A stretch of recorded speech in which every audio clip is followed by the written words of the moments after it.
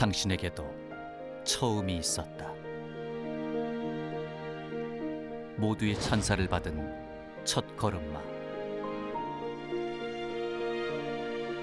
처음 두 바퀴로 달리던 환희. 날카로운 첫 키스. 오래 꿈꾸던 그 길에 처음 내디딘 발걸음. 그 다양한 처음들이 모여 오늘의 당신이 되었다. 그들도 처음이었다. 처음이어서 두렵고, 처음이어서 설레고, 처음이어서 무시도 당했지만, 처음이 곧 마지막이라는 각오로 악착같이 만들어낸 KT1 시제 1호기. 그리고 진짜 마지막이 될지도 모를 초도 비행. 사선을 건너는 용기로 KT1의 첫 비행에 도전한 주인공들을 만나본다.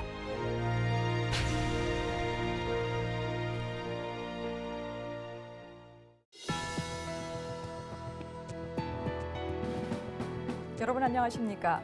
첨단 국가의 초석 방위산업의 라미경입니다. 오늘은 지난 시간에 이어 우리나라의 최초의 국산 공군 항공기 KT1 비행 시험에 대해서 알아보겠습니다. 우리가 만든 첫 공군 항공기의 첫 비행을 성공으로 이끈 네 분 모셨습니다. KT1의 체계 종합 분야를 책임지셨던 이수용 박사 모셨습니다. 안녕하세요. 이수용입니다. 국가연의 항공기 체계 부장 등을 역임하시며 KT1 개발을 성공으로 이끄신 한영명 박사 함께 하시겠습니다. 안녕하십니까? 한영명입니다. KT1의 수석시험 비행조종사로 활약하셨던 기예호 대령님 모셨습니다. 안녕하십니까? 기예호입니다. 마지막으로 최초의 국산 항공기를 타고 최초로 비행에 성공하신 주인공이시죠. 이진호 중령 모셨습니다. 안녕하십니까? KT1 조종사 이진호입니다. 한영명 박사님, 우리가 이제 지난주부터 이제 두 분의 파일럿을 모시고 비행시험 이야기를 좀 나누고 있는데요. 항공기를 만든 개발자와 이 시험 비행 조종사의 관계도 굉장히 좀 중요하다는 그렇습니다. 얘기를 좀 들었습니다. 어떤 이유가 있을까요? 우선 이제 개발자는 그 지금까지 이 세상에 존재하지 않았던 항공기를 만들었고요. 이제 비행시험 조종사는 그 안전이 검증되지 않은 항공기를 안전을 검증하기 위해서 위험을 무릅쓰고 비행을 하게 됩니다. 물론 그 항공기의 안전성을 높이기 위해서 지상에서는 많은 지상 시험도 하고 또 각종 국제 규격에 적합하게 만들어졌는지도 확인을 하게 되고 최종적으로는 그 외부에 여러 전문가들을 모시고 또 검토를 받고 하지만은 사실 알파부터 오메가까지 다 확인할 수도 없고 결국은 아무리 그렇게 검토를 많이 해도 그것이 실제 비행을 할 때 안전을 보장해 주는 것은 아니다 말입니다. 결국은 시험 비행 조종사가 위험을 감수하고 비행을 해야 되고 그럴 때 개발자에 대한 신뢰가 무엇보다도 중요하죠.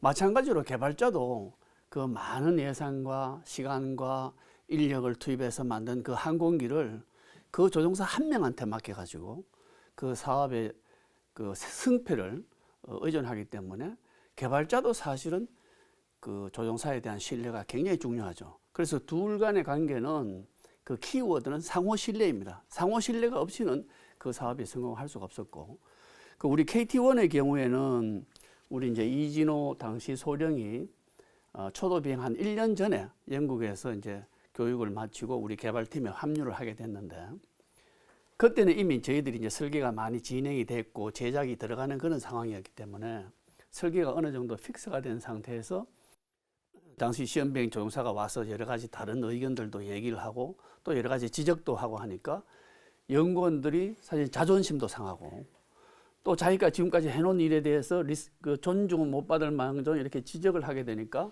서로 이제 감정의 골도 약간씩 깊어지고 해서 처음에는 약간 이제 그런 감정의 골이 있었습니다만은 이 사업이 진행되면서 조종사의 의견이 이 사업의 성패에 굉장히 중요하다는 것을 저희 스스로 이제 인식을 하게 됐어요.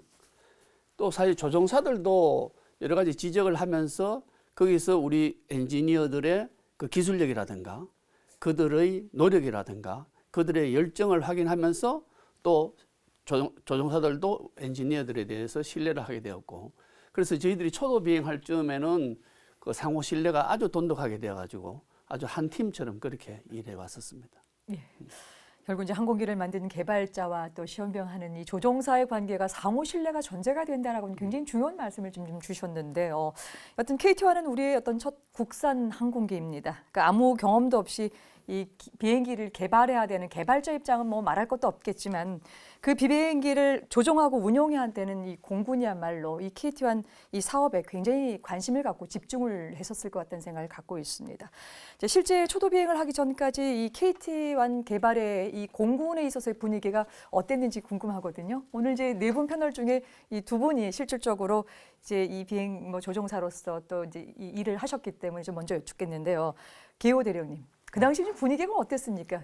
뭐 기대가 컸습니까? 아니면 걱정이 좀 많았습니까? 기대요. 공군은 뭐 배경부터 말씀드리면 공군은 전 세계에서 대한민국 공군은 전 세계에서 제일 좋은 비행기만 사용하던 공군입니다.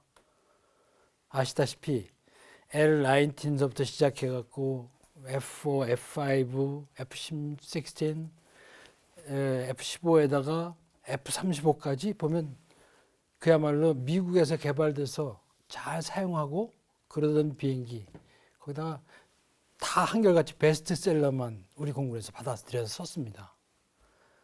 그런데 한국에서 개발했거든요, 비행기를.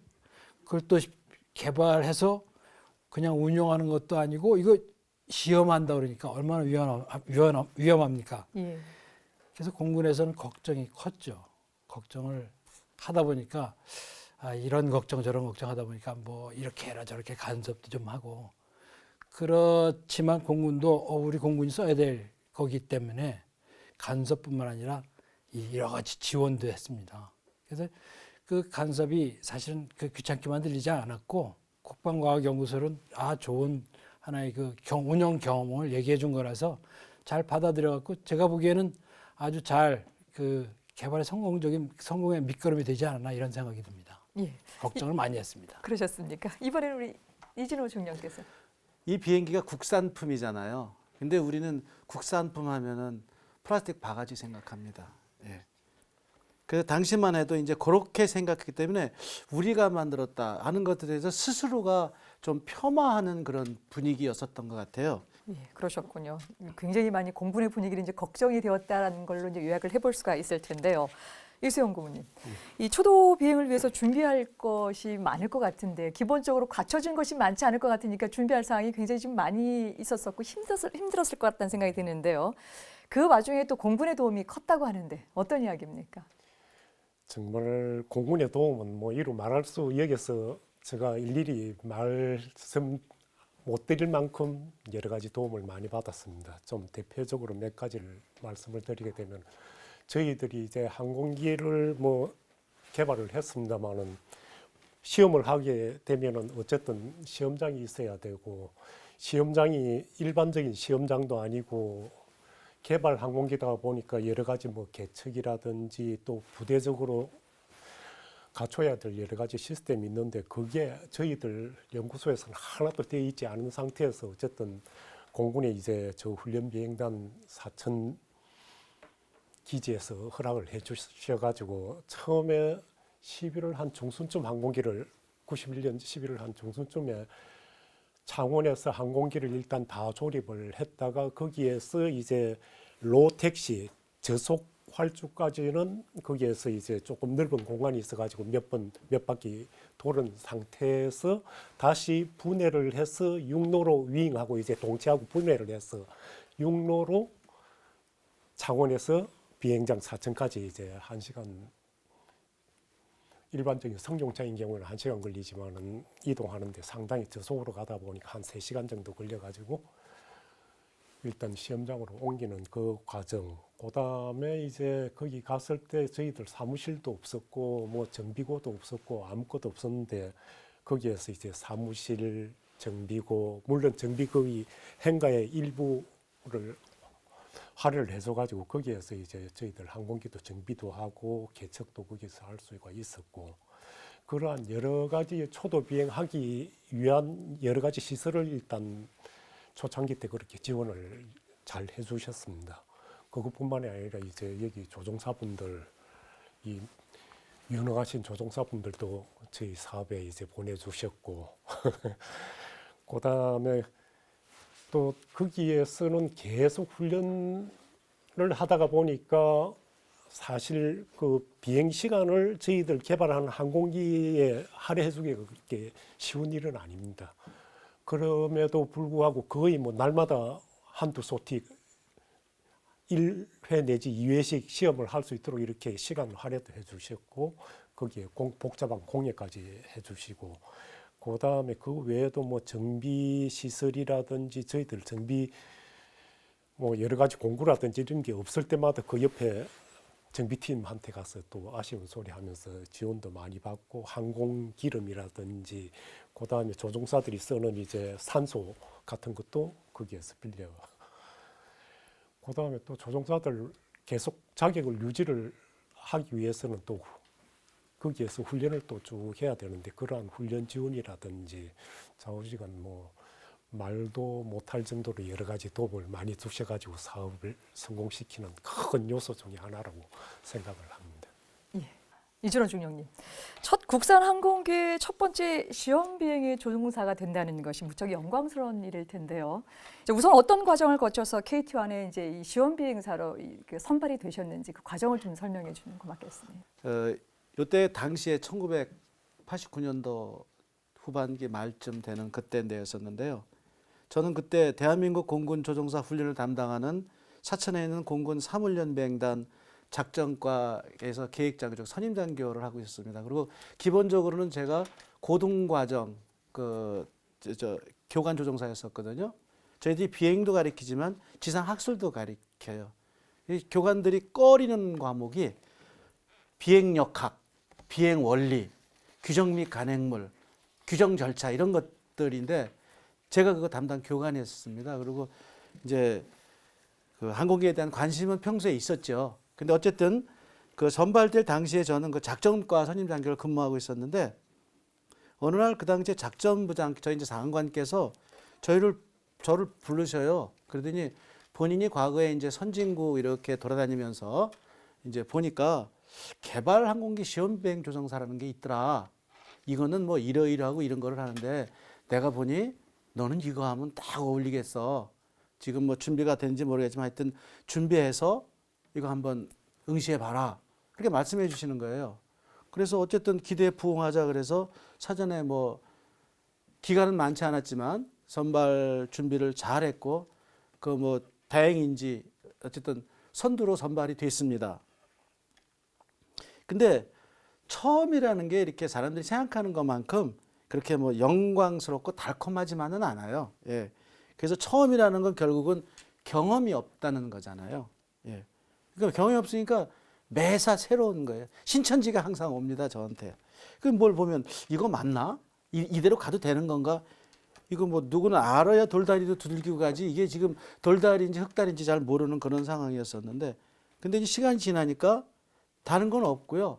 그 걱정을 하니까 사람이 공부를 하게 되더라고요. 그래서 이제 이것저것 이제 닥치는 대로 뒤지고 챙기고 또 눈에 익히고 그래서 언제부턴가 그런 삶이니까 모자란다는 그 부분이 뭔가 새로운 걸 또 만들어내게 되고요. 그래서 이제 자기 합리화라 그러나요? 이게 뭐 영어 쓰는 거를 제가 굉장히 좋아합니다. 그래서 처음이라는 거, 날거라는 거에 low라는 단어가 있잖아요. 근데 앞스펠을 R자를 L자로 바꾸니까 법이 되더라고요. 그래서 처음 하는데 힘들고 어렵지만 이제 제가 이렇게 틀면 그게 방향이 돼요. 저는 긴가민가 하면서 말씀드리면 유수영 박사님은 그대로 해주세요. 그다음에 제가 이렇게 손을 대면 여기 한 박사님께서 그렇게 만들어주세요. 그러니까 처음에는 기분이 좋아요. 근데 시간이 지나면서 점점 무서워지기 시작합니다, 이제. 예. 그래서 그 짐이 곧 법이다 하는 그런 게 좋은 것만도 아니고, 근데 지금은 이제 그때에 비해서 이제 많은 훌륭한 후배들이 많이 나타났죠. 예. 근데 그래도 괜찮습니다. 저는 처음이지 최고가 아니잖아요. 예. 이게 영어로 말하면 뭐 프로스트지 베스트가 아니듯이. 예. 그래서 그 하루 바뀌어야 되니까 후배들이 저보다 더 질이 좋고 훌륭하게 하는 거는 그 좋지만은 그 저는 나름대로 이제 처음에 대한 자부심이 있고 XKT1이라는 것은 제가 그거의 시작이고 그 오늘도 거기 하고 있고 내일도 만약에 무슨 일이 있다면 그걸 위해서 일할 겁니다. 그래서 저는 처음이라서 늘 행복합니다. 예. 그 처음이라고 하는 것이 주는 어떤 그 선두의 이런 어떤 자신감, 우월감도 있겠지만 거기에 따르는 여러 가지 안전에 있어서의 어떤 두려움도 좀 있었을 거라는 생각을 좀 같이 갖고 있는데요. 이제 그렇게 이제 선발이 되시고 나서 그 영국으로 이제 그 ITPS라는 곳으로 유학을 갔다고 좀 들었습니다. 네. 그 조국의 첫 그 시험 비행 조종사가 된다라고 하는 그 일념 하나로 굉장히 뭐 공부도 많이 하셨겠고 노력도 많이 하셨겠지만 그래도 이제 외국 생활인 만큼 어려운 점도 좀 많았을 것 같은데 그곳에서 또 그 지냈던 기간 동안에 또 기억에 남는 일 있으면 좀 소개해 주시죠. 예, 그 시험비행학교에서의 생활은 많이 혹독합니다. 예. 그 항공공학 분야에 근본적으로 저희들이 이렇게 다루는 그런 것들이 석사 수준 이상의 과제들이 주어지거든요. 예. 근데 아시다시피 제가 처음이다 보니까 그 이소영 박사님께서 사람을 잘 못 보셔가지고 그렇게 뭐 퀄리티가 높지 않은 사람을 뽑아내셨는지 저한테 새로운 거예요. 그러니까 이게 첨단의 것들이 자꾸 쌓여갑니다. 예. 그 다음에 TPS 가니까 거기서 수기식 보고서를 안 받아요. 영어도 뭐 20년간 배우기는 했지만은 그거를 갖다가 뭐 이렇게 쓰는 것도 그것도 부담인데 그 당시에는 자판 컴퓨터가 그렇게 숙달되지 않은 상태인데 PC에서 출력물 한 것만 레포트로 받습니다. 그러니까 이제 완전히 독수리죠. 예. 그래도 타이핑 실력도 그렇게 좋지 않고 영어 실력도 그렇지 않고 하여튼 기본적인 기본 생활이 그렇게 어려웠었어요. 그래서 근데 이제 뭐 어려울 때는 뭐 있습니까? 열심히 꾸준히 또 다시 반복해서 하는 수밖에 없죠. 그래서 얼마만큼 혹독했냐 하면 처음에 가가지고 첫 주 한 목요일인가 그 이후로는 제가 그때는 저 집이 침실이 2층이고 1층에 거실 주방이 있었는데 2층에 들어가서 잠을 잔 게 과정 다 끝나고 아파서 병 나서 며칠 동안 있을 때 그 과정 중에는 2층에 들어가서 자보지를 않았습니다. 그러니까 일주일에 잠잔 시간을 통합하면은 한 8시간 거실에서 레포트하다 절대 시간이 부족하니 물리적 시간이 부족하니까 하다가 이제 뭐 못 견디겠으면은 소파에 기대갖고 잠시 눈 붙이다가 또 하고 그 뭐 제 2일이 그러고 어쨌든 오로지 그 저의 거의 100%를 거기다 쏟는 거고 그래서 그 과정 중에 있었던 그 처음이라는 중압감 그게 그런 것 빼놓고는 별다른 그런 에피소드를 만들어내지 못했어요. 이제 한 가지 과정이 다 끝나면 저희들이 이제 그레지에이션 디너라 그래가지고 영국에 있었으니까 고성에서 그 대면회를 합니다. 뱅퀴시라고 하는 거 하는데 그때 되면 이제 영국에 있는 항공기 개발, 획득, 시험 평가 분야에 굉장히 높으신 분들, 그 나이트 자기 갖고 있는 분들도 오셔가지고 고성에서 이제 그 만찬 졸업식 하는 졸업식을 그렇게 하거든요. 그게 이제 12월 13일이었었는데 그게 새벽 3시에 끝났어요. 그래갖고 이제 다 끝났다. 이제 다 끝났다. 왜 졸업상도 받았으니까 이제 12월 18일 날 귀국할 때까지 5일 동안 아이고 좀 쉬고 어디 좀 놀러 가고 그래 좀 좋겠다 그러고 성에서 출발을 해서 쭉 나오는데 갑자기 몸이 으실으실 해가지고 운전해서 나오다가 집사람 보고 아유 나 좀 이상하다. 운전석 좀 바꾸자 그래서 바꾸고 귀국할 때까지 침대에 있었습니다. 예. 그 아파가지고 그때도 운전을 못 해가지고 거기 유학생이 하나 있었는데 그분한테 부탁을 해서 차 뒷좌석에 오면서도 이불로 꽁꽁 들어싸고 히드로 공항에 와서 비행기 안에서도 브라켓 달라 그래가지고 11시간 동안 오돌오돌 떨면서 왔는데 웃기는 게요. 비행기가 김포공항에 바뀔 딱 됐거든요. 아 왔구나. 앞으로 난 뭘 하지? 새로운 또 처음에 중압감이 와가지고 그 다음 날부터 출근해서 오늘까지 오고 있습니다. 예. 제가 좀- 그러셨군요. 네. 예, 예, 한 박사님께서. 우리 이제 이진호 소령이 영국에 가 있던 1990년에 예. 그 크랜필드에 제가 이제 당시 그 사업 책임자인 안동만 박사님을 모시고 이제 출장을 갔었습니다. 그 당연히 이제 거기 ITPS의 그 교관들한테 우리 조종사들의 이제 근황을 물어보게 되고 어떻게 잘 하고 있느냐 이제 이렇게 물어보게 되죠.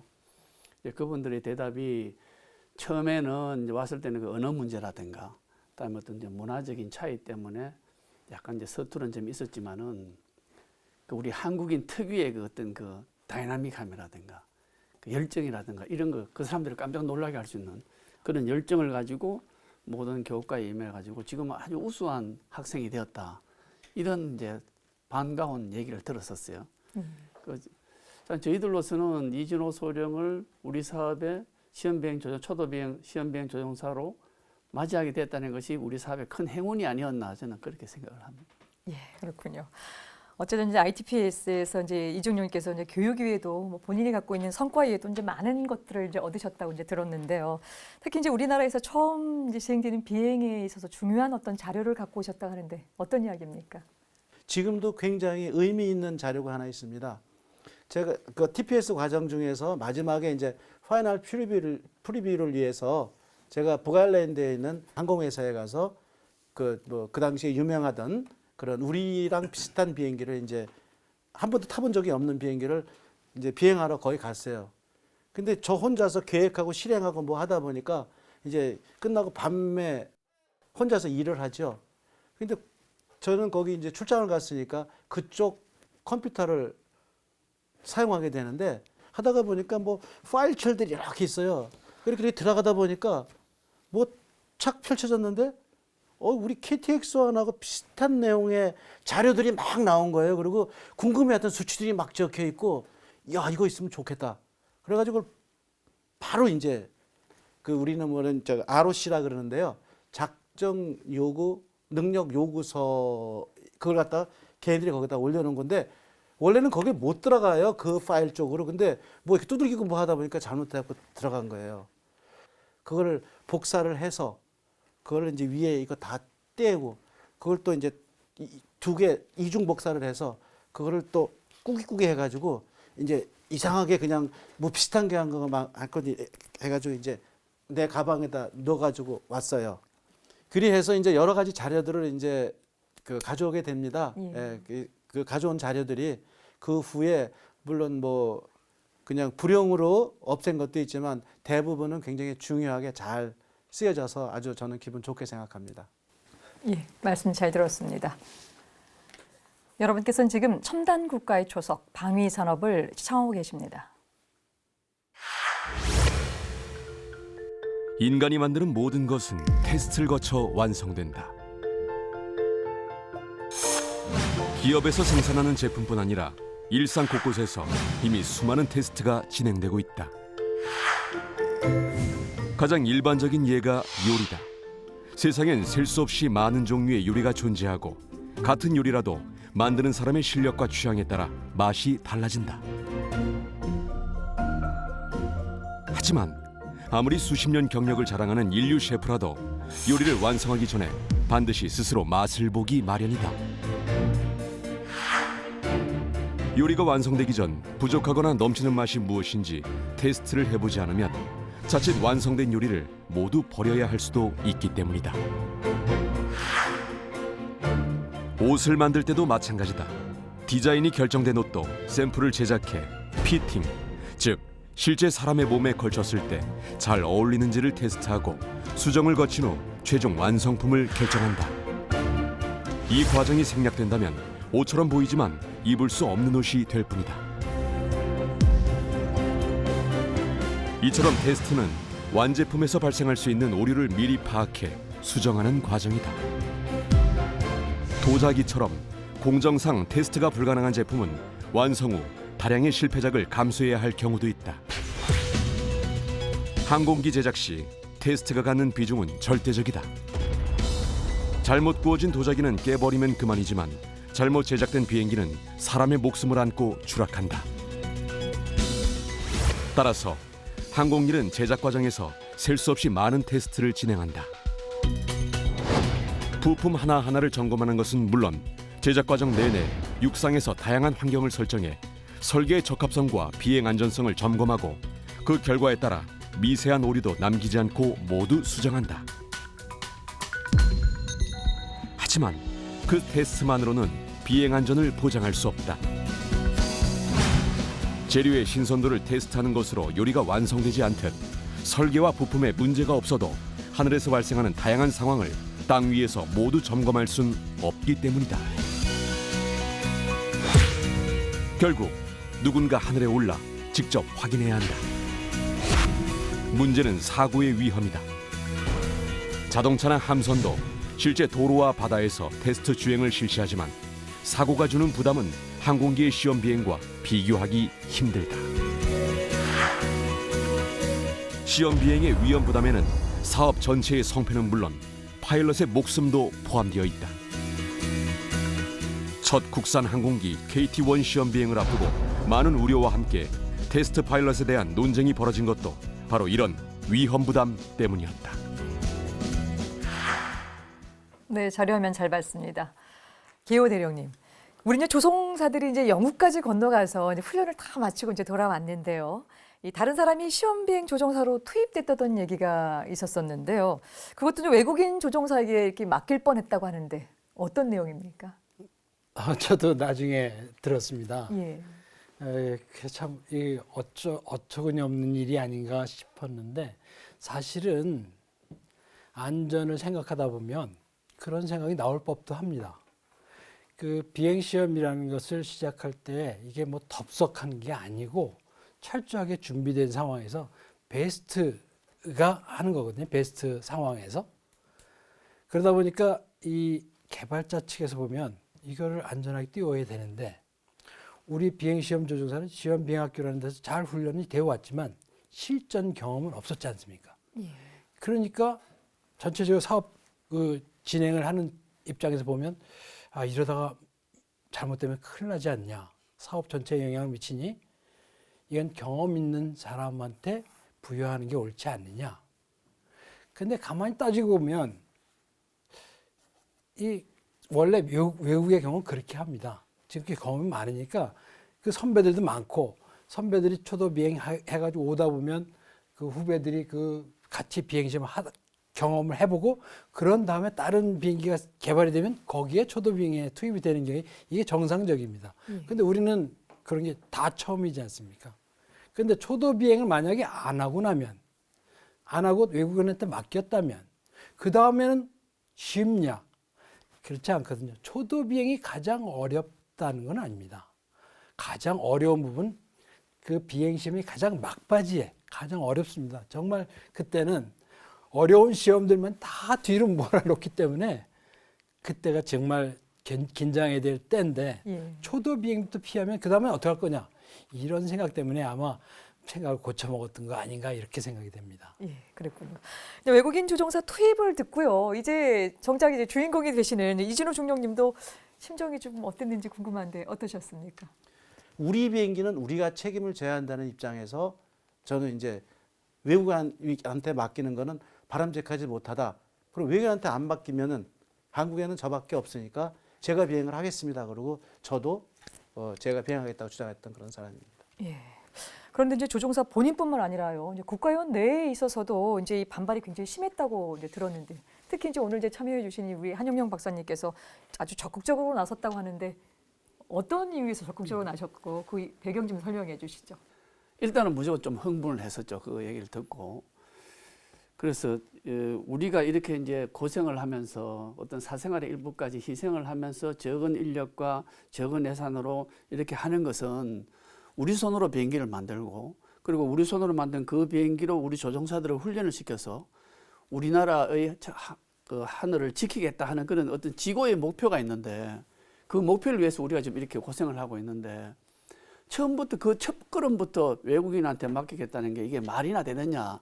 우선 뭐 단순하게 이제 그 생각부터 하게 됐죠. 이제 우리가 이래서는 안 되겠다. 우리 연구원들의 의사를 좀 전달해야 되겠다 해서 이제 이초추라는 걸 만들었습니다. 그게 이제 이소룡 초도비행 추진위원회라는 걸 만들어가지고 제가 이제 위원장을 하고 그래서 이제 밤늦게까지 토의를 하고 이거는 이제 내가 위원장으로서 그 주의부에 좀 전달을 해야 되겠다. 이제 이렇게 했었는데 며칠 후에 이제 당시 사업 책임자였던 안동만 박사님 방에 가서 이제 저희들의 의사를 전달했죠. 크게는 두 가지였는데 첫 번째는 우리가 이렇게 고생하면서 하는 그 연구원들의 그 자존심을 지켜달라. 두 번째로는 이제 우리 아까 기대령이 얘기했다시피 초도 비행만 위험한 비행이냐. 그 이후에 예를 들어서 비행 프라타 시험이라든가 구조 하중 시험이라든가 사실은 훨씬 더 위험한 비행 시험들이 많은데 그럼 그건 어떻게 할 거냐.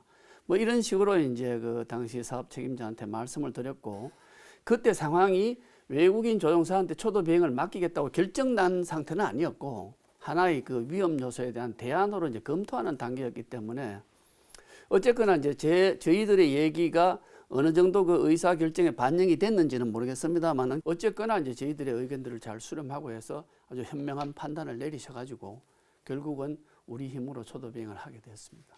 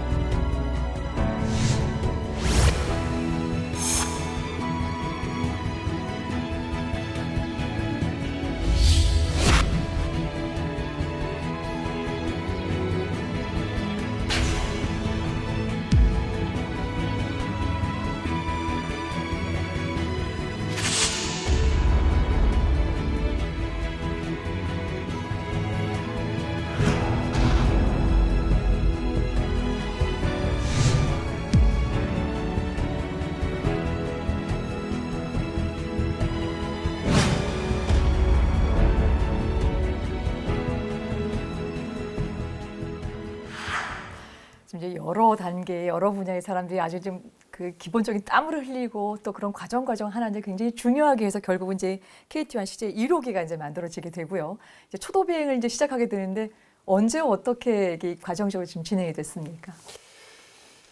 지금 이제 어쨌든 지상 시험까지 로택시까지는 창원에서 하고 조금 전에 말씀드린 것처럼 이제 항공기를 사천으로 옮기고 난 다음에 다시 위잉하고 동체를 조립을 하고 플로펠러를 다시 장착을 하고 1년에 창원에서 했던 그 과정들을 전부 또 사천에서 한 번 더 해가지고 항공기를 이제 초도비행 준비를 이렇게 마치는데 이 초비행 날짜는 91년 12월 11일 날 원래 계획이 돼 있었습니다. 그런데 마침 이제 그날 따라 이 초비행을 하기 위해서는 여러 가지 조건들을 사전에 저희들이 설정을 해가지고는 그 조건을 만족시키지 못할 경우에는 일단 초비행을 안 하는 이런 규정이 있었거든요. 그 중에 하나가 이제 항공기가 이렇게 비행을 하게 되면 항공기 이 척풍 옆에서 불어오는 이 바람이 상당히 위험합니다. 앞에서 불거나 뒤에서 부는 거는 뭐 항공기 이착륙하는데 크게 지장이 없는데 옆에서 불 경우에는 이 활주로 이탈할 수 있는 이러한 가능성이 워낙에 높다가 보니까 민항기도 마찬가지고 군용기도 이 척풍이 어느 정도 이상 불게 되면은 비행을 스탑을 시킵니다. 그런데 더군다나 이제 초도 비행이다가 보니까 척풍이 어떤 일반적인 운용 항공기보다도 더 낮은 지금 그동안 쭉 개발하면서 한 20나트, 38km 초속 시속 한 38km 정도 측풍이 불게 되면은 일단 비행을 안 하는 거로 저희들은 했는데 초도 비행이다 보니까 그거보다 조금 더 낮춰는 아마 15나트 정도로 제한을 했던 것 같아요. 거의 그 전날은 그 정도 측풍이 불어가지고 일단 초비행은 그 다음 날로 이렇게 하도록 했는데, 그래서 이제 12월 12일 날 전부들 새벽같이 나와서 또 다시 그 전날 준비했던 그런 과정을 쭉 거치고 난 다음에 10시 17분에 떠가지고 한 10시 55분 38분간을 초비행을 했습니다. 그래서 그때 이제 물론 이 초비행인 경우에는 우리 비행기 뒤에 추적기라고 해서 쭉 가면서 이 T-37 그 당시에 중동 이 급하고 비슷한 항공기 T-37을 사용하고 있었거든요.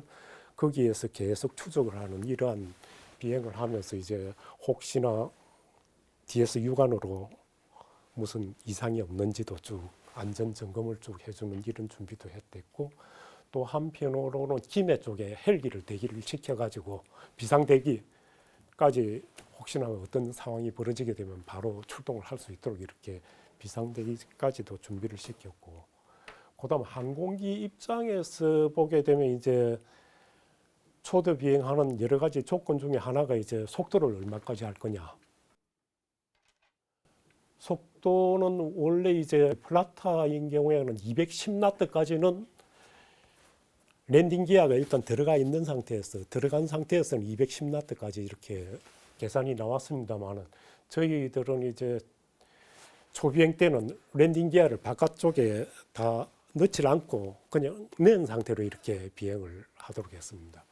그래서 만약을 위해서 일단 랜딩 기어를 내리다가 보니까 속도도 150나트로 제한을 시키고, 그 다음에 기동하는 이 기동도 거의 한 5G까지는 기동을 해도 되는, 실제 설계는 6G까지 되어 있습니다. 그런데 이제 거기에 한 80%인 5G까지도 시험이 완료됐기 때문에 할 수 있습니다만, 초도 비행인 경우에는 이제 랜딩 기어를 내리다가 보니까 랜딩 기어 내렸을 때는 또 그 G가 또 2G로 또 제한이 됩니다. 그래서 이제 기동도 2G로 하고, 고도는 이제 한 10,000 정도, 물론 산소통이 있습니다만 10,000G로 하고, 그 다음에 이제 중요한 게 엔진이 꺼졌을 때 다시 돌아올 수 있는 공역 내에서 일단 비행을 하도록, 그러한 제한 조건을 가지고 일단 초도 비행을 하도록 이렇게 의뢰를 한 상태입니다.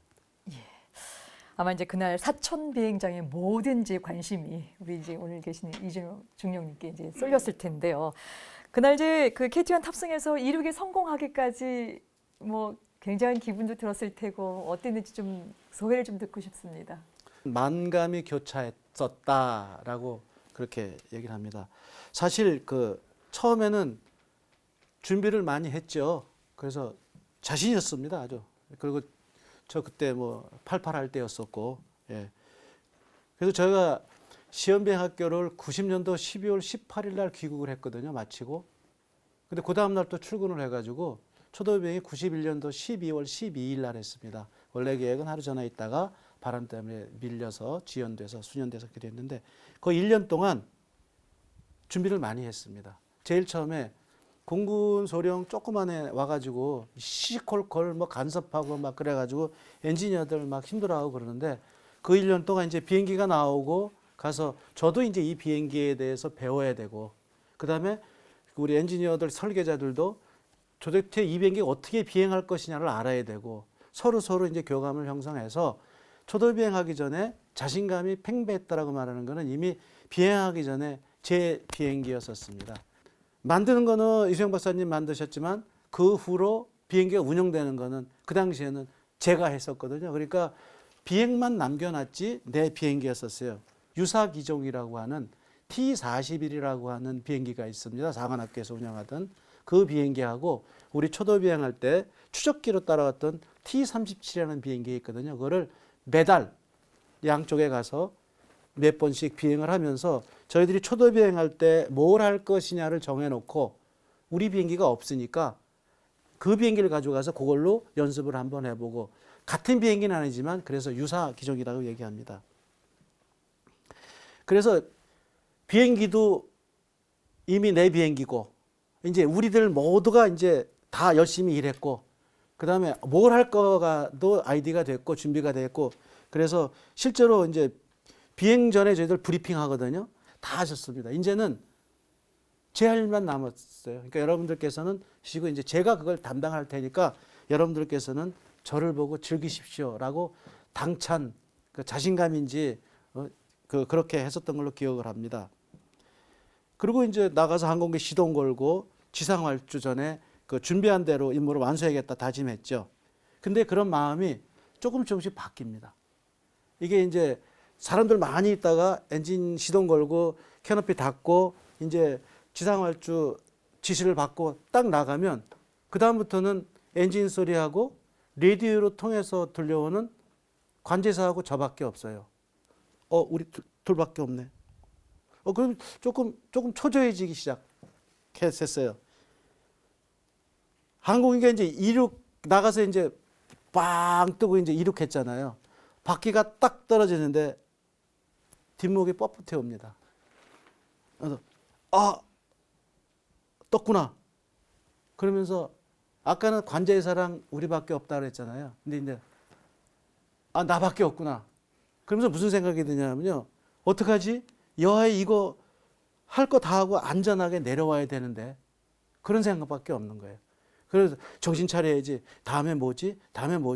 그럼 이제 체이서나 지상 통제서 우리 FTE가 지상에서 테스트 컨덕터라 그러는데 이제 그분이 이제 다음 비행은 뭐고 언로하고 아주 자세하게 그 지시를 해줍니다. 그래서 그 후로는 쭉 단계별로 아무 생각 없이 임무에 전념했던 것으로 기억하고 있고요.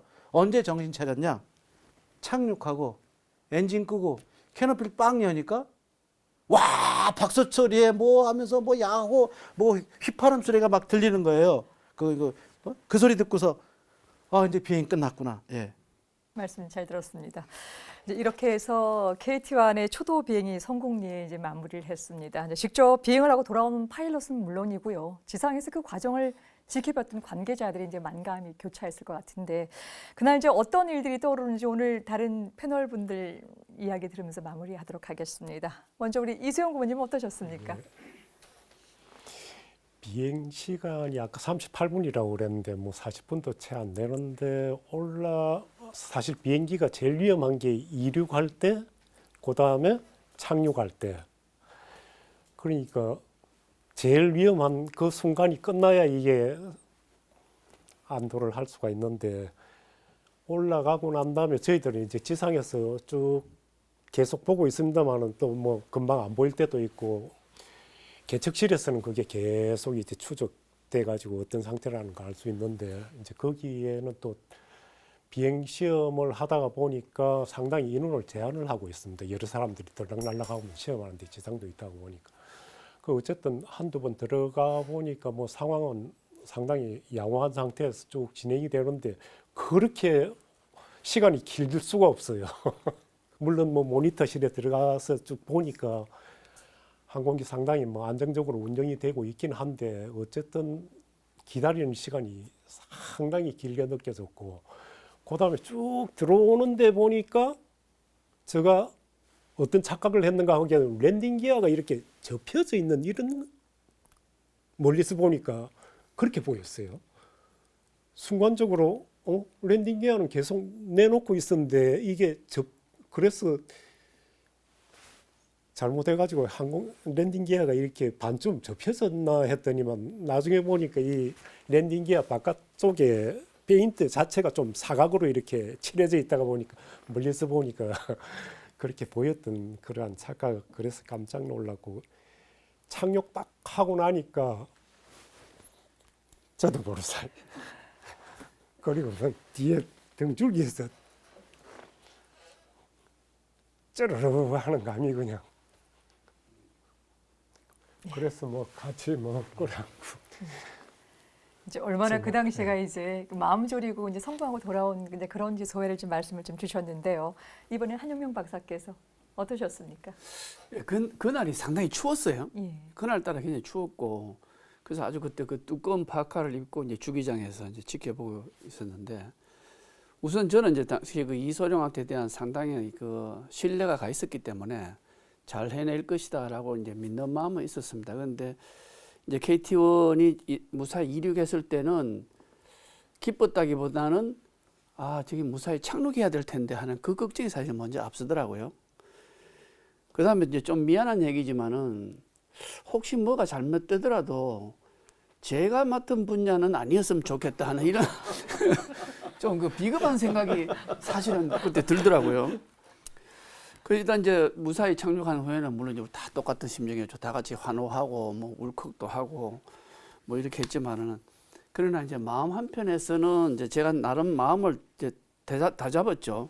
이게 이제 우리는 기쁨만 할 게 아니고 겨우 그 첫 걸음을 내딛었을 뿐이다. 이제 시작이다. 그러니까 긴장의 끈을 놓쳐서는 안 된다. 그런 생각을 잊지 않으려고 그 생각을 계속 잡고 있었어요.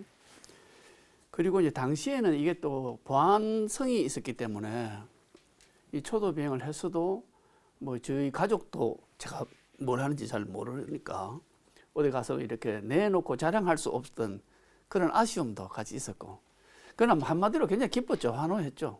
그러나 이게 환호할 일만은 아니고 앞으로 우리가 더 해야 될 큰 일들이 남아있다 하는 그 마음을 놓치지 않으려고 노력을 했었습니다. 예. 이준호 중령께서. 예. 그 초도 비행이라는 거에 대해서 그 제 말씀이 아니고요. 이제 KT1을 쓰셨던 분이 있어요. 1999년 3월 25일 자판 시사저널에서 그 기자분이 이렇게 쓰셨어요. 초도 비행을 한 번도 난 적이 없는 항공기를 처음 타는 것은 죽음을 담보로 한다. 이렇게 기록을 하셨거든요. 근데 이제 바깥에 분들이 이렇게 일반적으로 그렇게 왜 그러냐면 안전이 보장이 아직 안 되는 거니까.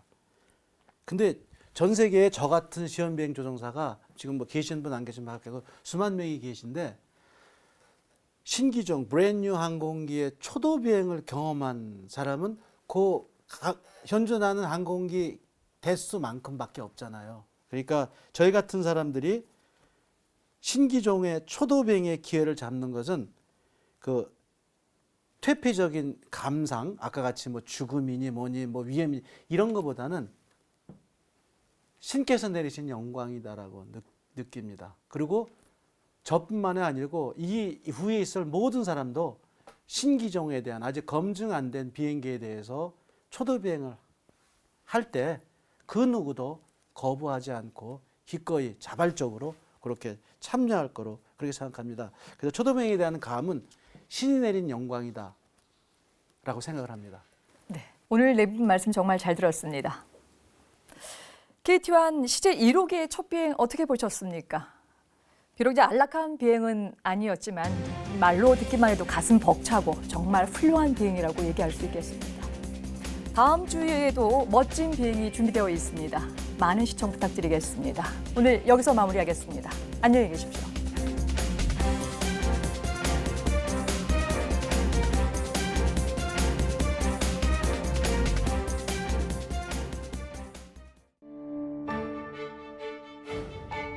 (1953년 10월 11일) 당신이 기억해야 할 하늘의 역사. 단군 이래 처음 우리 손으로 만든 비행기가 우리 하늘로 날아오른 날. 그 위대한 역사의 주인공 부활호. 폐허에서 태어나 하늘길을 열고 세기를 건너 망각에서 돌아온 우리의 영웅. 문화재가 된 비행기 부활호를 만나본다.